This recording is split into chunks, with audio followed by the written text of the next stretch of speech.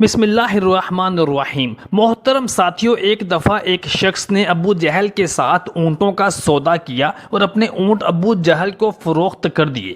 ابو جہل نے اس کو ان کی قیمت اگلے دن ادا کرنے کا وعدہ کیا اور اس کے اونٹ لے کر چلا گیا۔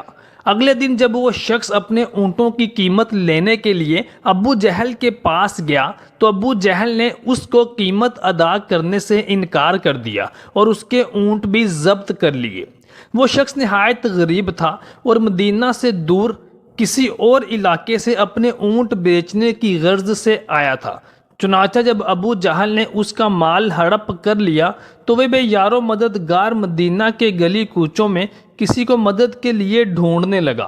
اس نے ایک چوراہے پر چند مشرکین کو بیٹھے دیکھا تو ان سے کہنے لگا کہ بھائی، کوئی شخص ایسا ہے جو ابو جہل سے میرے اونٹ یا ان کی قیمت واپس دلا سکے؟ اسی وقت نبی کریم صلی اللہ علیہ وآلہ وسلم ایک طرف سے آتے ہوئے دکھائی دیے تو ان مشرکین مدینہ نے مذاق کے اندر میں اسے کہا کہ وہ شخص جو چلا آ رہا ہے وہ تمہاری مدد کر سکتا ہے۔ جب وہ غریب شخص نبی کریم صلی اللہ علیہ وآلہ وسلم کی طرف بڑھا تو مشرکین میں سے ایک شخص اٹھ کر اس کے پیچھے چل پڑا کہ دیکھوں کیا تماشا بنتا ہے، کیونکہ وہ جانتا تھا کہ ابو جہل اور نبی کریم صلی اللہ علیہ وآلہ وسلم کی آپس میں دشمنی ہے اور ابو جہل ضرور نبی کریم صلی اللہ علیہ وآلہ وسلم کی شان میں گستاخی کرے گا جس سے وہ محظوظ ہوں گے۔ محترم دوستو، جیسا کہ آپ جانتے ہیں کہ ابو جہل نبی کریم صلی اللہ علیہ وآلہ وسلم کا اور اسلام کا سب سے بڑا دشمن تھا اور وہ نبی کریم صلی اللہ علیہ وآلہ وسلم کو نقصان پہنچانے اور تکلیف پہنچانے سے کبھی بھی پیچھے نہ ہٹتا تھا۔ ہر وقت موقع کی تلاش میں رہتا تھا کہ کسی طرح سے نبی کریم صلی اللہ علیہ وآلہ وسلم کو تکلیف پہنچا سکے۔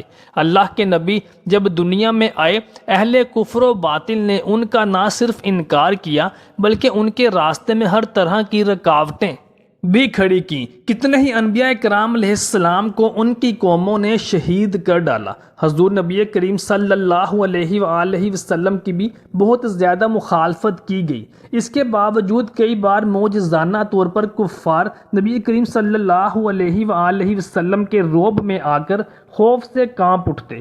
البدایہ والنہایہ کے امام حافظ ابن کثیر کی مارکہ آرا اور مستند تاریخ و سیرت کی کتاب ہے۔ اسی طرح ابن ہشام کی سیرت نبوی پر معروف زمانہ کتاب سیرت ابن ہشام کا بھی ایک بہت بڑا مقام ہے۔ دونوں عظیم مورخین نے نبی کریم صلی اللہ علیہ وآلہ وسلم کا ایک ایسا ہی معجزہ بیان کیا ہے۔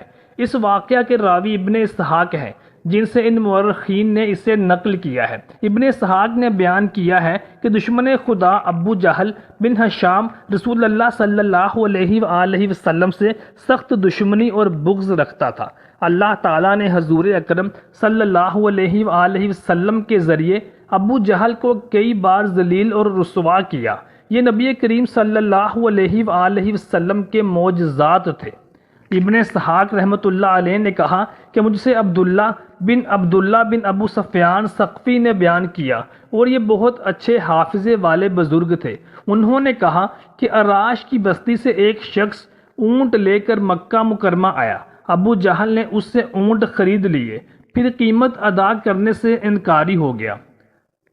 عراشی مایوس ہو کر قریش کی ایک مجلس میں آیا اور ان سے مدد مانگی۔ انہوں نے کہا، قریش کے لوگوں، میں ایک اجنبی مسافر ہوں اور ابو الحکم بن ہشام نے میرا حق مار لیا ہے۔ کون سا شخص مجھے میرا حق دلائے گا؟ اسی وقت نبی کریم صلی اللہ علیہ وآلہ وسلم مسجد کے ایک کونے میں تشریف فرما تھے۔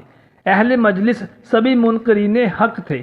انہیں شرارت سوجی تو انہوں نے اس عراشی سے کہا، کیا تم دیکھ رہے ہو وہ شخص جو کونے میں بیٹھا ہے وہی تمہارا حق دلا سکتا ہے؟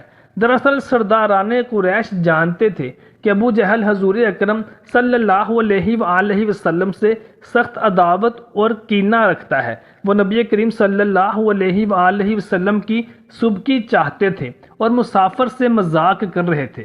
وہ عراشی رسول اللہ صلی اللہ علیہ وآلہ وسلم کے پاس پہنچ گیا اور جا کر کہا، اے اللہ کے بندے، ابو الحکم بن ہشام نے میرا حق مار لیا ہے اور میں اجنبی ہوں۔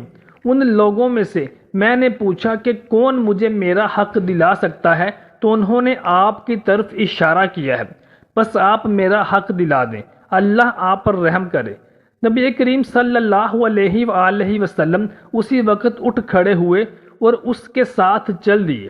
قریش کے لوگوں نے دیکھا تو اپنے میں سے ایک شخص سے کہا کہ اے فلاں، ان کے پیچھے جا اور دیکھ کر آ کہ کیا تماشا بنتا ہے۔ رسول کریم صلی اللہ علیہ وآلہ وسلم اس اجنبی شخص کو ساتھ لیے ابو جہل کے دروازے پر پہنچے اور دستک دی۔ اس نے پوچھا کون ہے؟ آپ نے فرمایا میں محمد ہوں، ذرا باہر نکلو۔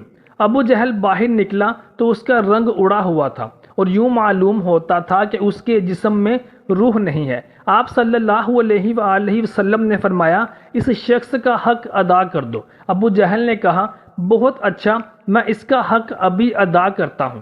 گھر کے اندر داخل ہوا، رقم لے کر آیا اور اس اراشی کے ہاتھ پر رکھ دی۔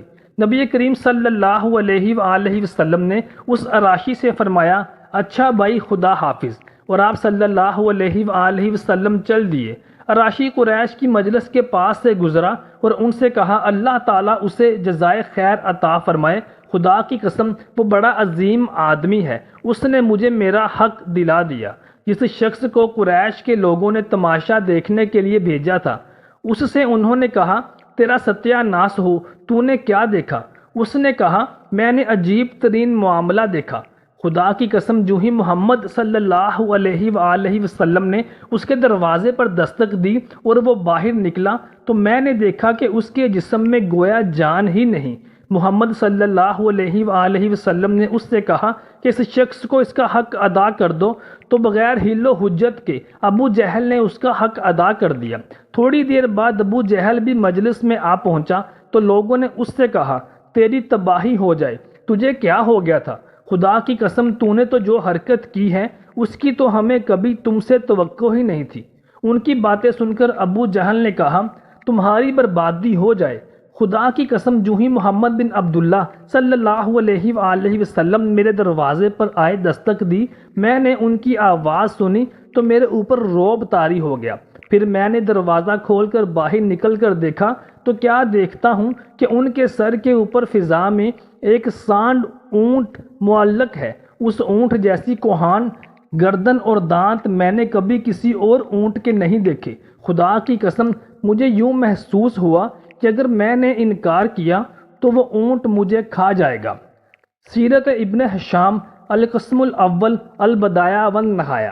حضور نبی کریم صلی اللہ علیہ وآلہ وسلم کا یہ عمل خلق خدا کی خدمت کی بہترین مثال ہے اور اس کے ساتھ ساتھ اخلاص کے اظہار کا بہترین نمونہ ہے۔ آپ صلی اللہ علیہ وآلہ وسلم نبوت سے قبل بھی مظلوموں اور بے کسوں کے سرپرست اور والی تھے، جبکہ نبوت ملنے کے بعد بھی آپ صلی اللہ علیہ وآلہ وسلم کا یہ عمل جاری رہا۔ آپ صلی اللہ علیہ وآلہ وسلم نے ہمیشہ اس حوالے سے بہترین کردار ادا کیا۔ محترم ساتھیوں، ہماری ویڈیو کو لائک اور شیئر کرنا مت بھولیے گا۔